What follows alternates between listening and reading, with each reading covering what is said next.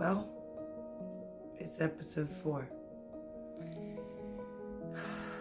So we're in the car and we are trying to leave downtown New York City. And as we're trying to leave downtown New York City, Lucy's in the car, she's bashing her head. I'm trying to comfort her.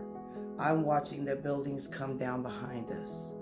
The driver's trying to keep it together and get us out of there, because if 2 towers that were 100 stories high just crumbled down, can you imagine how far that debris stretched?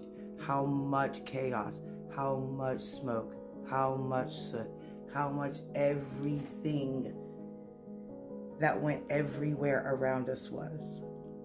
I can't even put into words what that moment was like. I remember it so vividly. And I do have BPD. I do have borderline personality disorder because of how it's been a struggle for me my whole life with all of my issues, and I've disassociated these issues. And I don't remember a lot of things because they get disassociated. But this is one thing, dang it, I remember.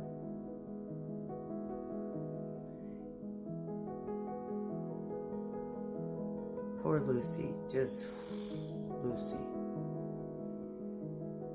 Well, here goes our driver trying to make this trek, and he had to go from from the bottom of New York, the island, up to Times Square.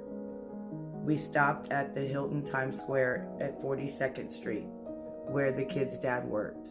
And we stopped there, and we let him know what was going on. So he worked security there. So we let him know what was going on, and we let him know we were going to have to leave there, and we were bringing her home and then get me home, right? He knew he was going to have to stay in. He's security. Security in New York is a very different kind of security than here. It's like talking on your things and your things, like could code, yeah, like it's a serious big deal, right? So we let him know that we were going to take Lucy home. And this was after the planes went down. So what was that? 11-ish maybe in the morning? I don't know. I tell you, the times are vague to me. And we let him know, and then we make our way across to Long Island. We get over to Long Island. It takes us till nighttime, because I remember it being dark by the time we got there. So that tells you how many hours and hours and hours and hours and hours it took us to get her home from what time we left downtown. That's how much chaos we had to go through. That's how much stuff, hours and hours and hours of it, that it prolonged our drive to get her home. I remember getting to Lucy's home. Lucy Jones is her name, and I'll keep saying it because I hope to find her still. I got Lucy Jones home, and I remember getting to her house. We pulled up. We let her out. She was okay. She said she could walk to the door.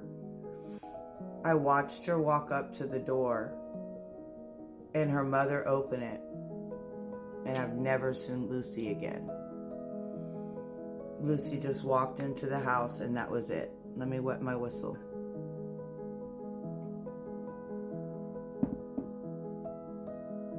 So Lucy walks into her home, and that's the end of it.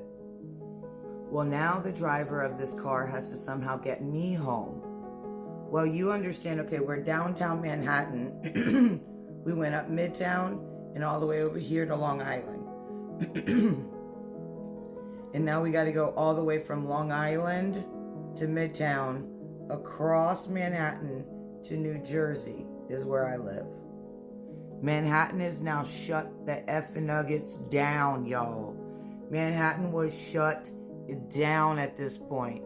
Like New York just was on the lockdown. No in, no out, no trains, no buses, no planes, no helicopters, no bridges, no nothing was open to vehicles driving all around like that. Hell to the nah. So he tried very hard to get me there, and he could not get over into Manhattan, so he had to drop me off. He got me as close as he could, and then he dropped me off. And after he dropped me off, I cannot even tell you. It had to be an act of God, because I can't even tell you. Somehow I got from that side across into New Jersey.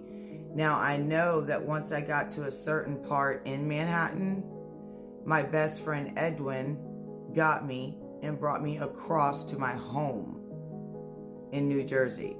So somehow I got into Manhattan through whatever form I did. If it was walking, it had to be walking, catching a ride. I don't know what I did. I don't. But somehow I got to him in the middle of Manhattan, or up like Harlem, and then he took me over above Manhattan area, like where we could. Not way down here anymore.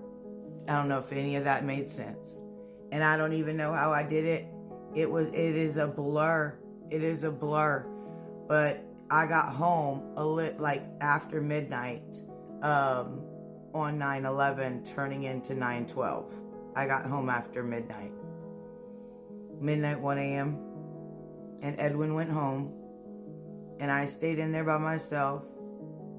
Cerrito, the kid's dad, was in Manhattan being security. My mom had my daughter Haley, because she picked her up at daycare on 9/11 that day, because I couldn't get in to get her. Or she didn't bring her in, I don't think. I don't even remember. See? That little detail, it's like it doesn't matter in the scheme of things. And I sat there and I didn't know how to deal with it. But I did know that my mama taught me that when there's a crisis, we run to the crisis and we help. We don't run from the crisis and hide. And so I did what my mama taught me. And I got up the next morning only a few hours later.